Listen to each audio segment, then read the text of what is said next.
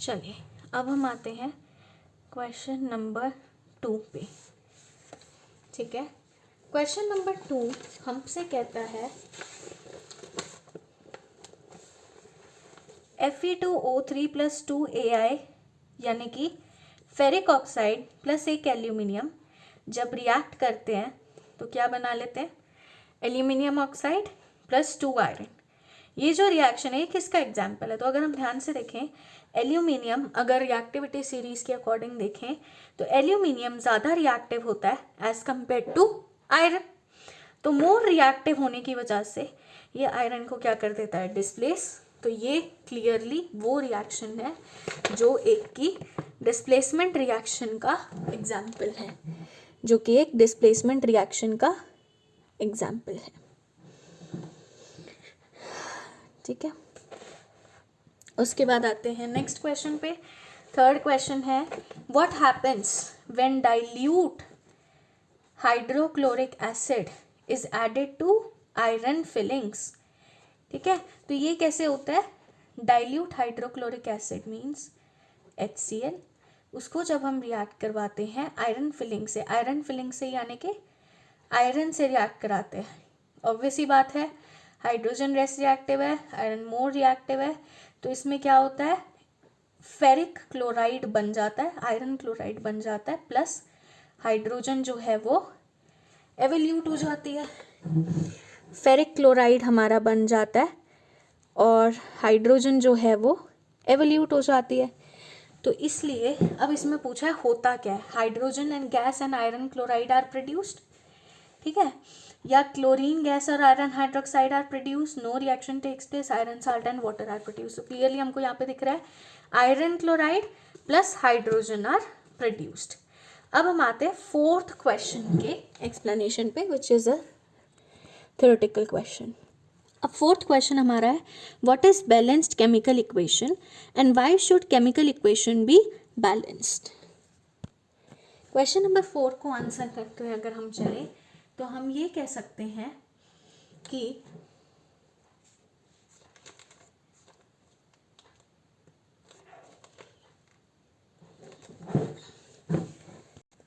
तो question number 4 में पहले तो इसका आंसर करेंगे कि what is a balanced chemical equation.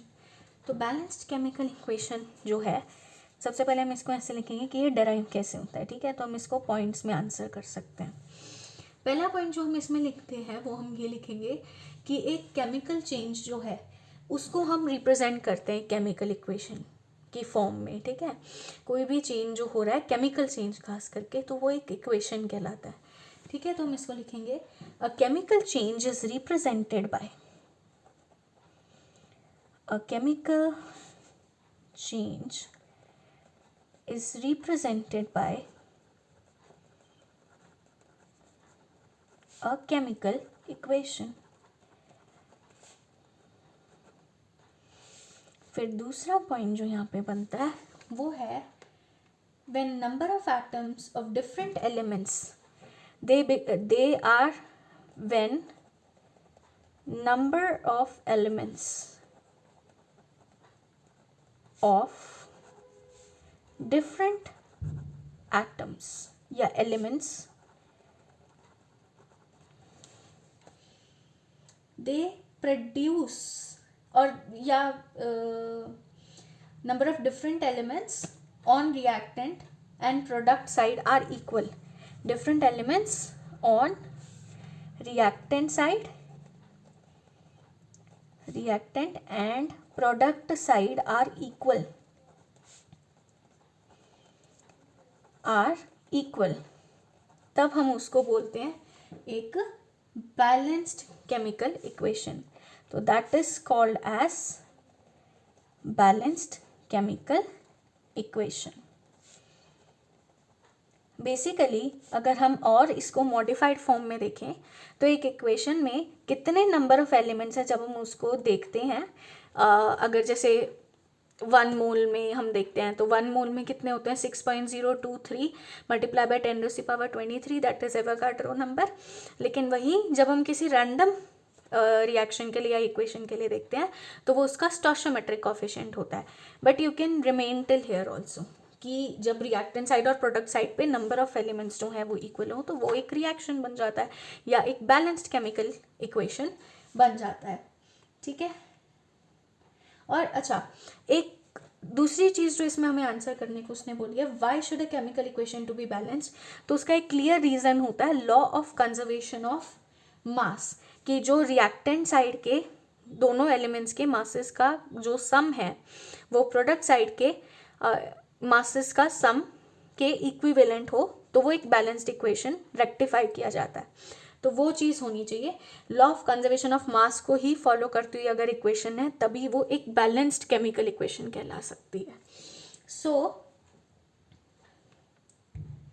Why it is important to balance a chemical equation? It is important to balance the chemical equation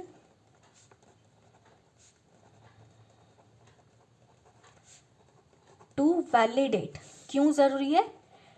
validate करने के लिए law of conservation of mass को,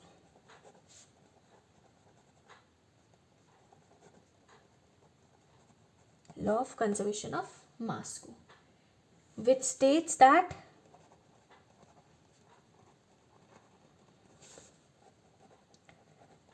sum of masses of elements on reactant side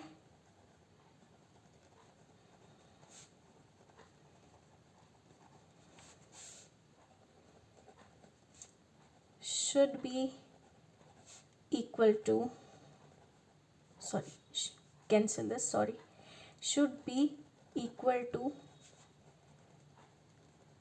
sum of masses of elements on product side, ठीक है।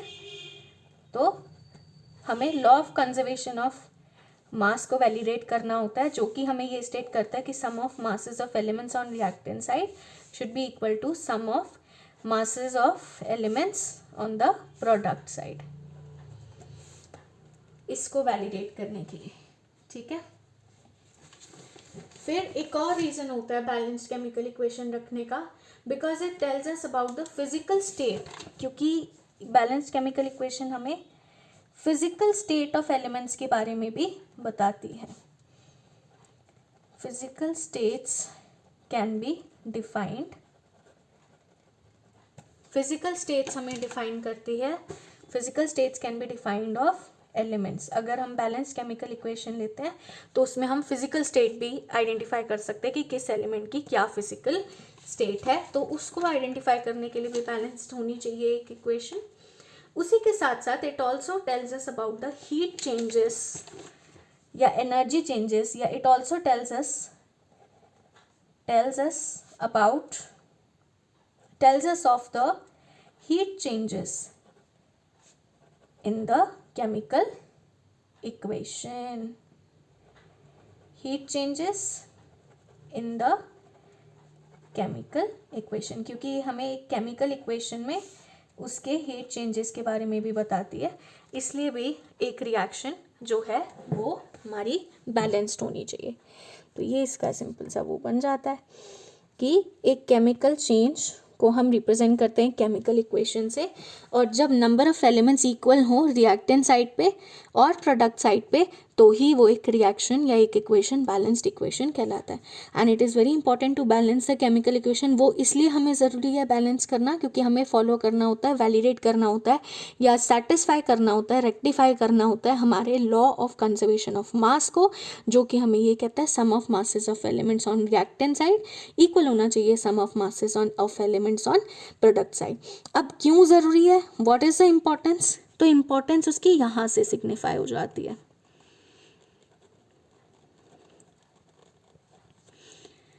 या इस point को भी आप इम्पॉर्टेंस में ले सकते हैं। इम्पॉर्टेंस इन तीनों पॉइंट से डिफाइन होती है और बैलेंस्ड केमिकल इक्वेशन या एक बैलेंस रिएक्शन यहाँ से डिफाइन होती है। इंपॉर्टेंस उसकी इन दो पॉइंट से डिफाइन होती है कि law of conservation of mass follow करना पड़ता है इसलिए बैलेंस्ड होनी चाहिए, फिजिकल स्टेट डिफाइन करती है किसी भी एलिमेंट की इसलिए बैलेंस्ड इक्वेशन लेनी चाहिए या होनी चाहिए।